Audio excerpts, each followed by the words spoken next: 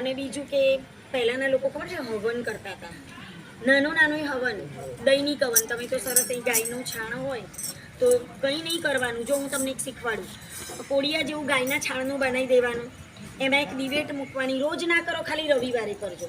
એની અંદર કપૂર મૂકવાનું. કપૂર મૂકી અને તમારી પાસે સમિધા હોય તો ઠીક, અને સમિધા તો બધે મળતી જ હોય છે. એનું તમે આહવાન કરો, ગાયત્રી મંત્ર, તમે જે કુળદેવતાને માનતા હોય. એક વસ્તુ, એક દેશની અંદર રોગચાળો ફાટી નીકળ્યો. રોગચાળો ફાટી નીકળે ને તો એ દેશની અંદર બધા કોઈ લૂલા લંગડા અપંગ આંધળા થઈ ગયા. પહેલાંના ઋષિમુનિઓ યજ્ઞો કરતા હતા, એનું કારણ આ જ હતું, બીજું કંઈ નહોતું. પણ એક પરિવાર આપણા અહીંનો હતો અને 3 ભાઈના મકાન એક જ લાઈનમાં હતા. ઇવન કે એવું બન્યું કે ત્યાં 10 વર્ષ સુધી જે બાળકો જન્મ્યા ને એ પણ ખોડખાપણવાળા હતા. પણ જેના ઘરે આ હવન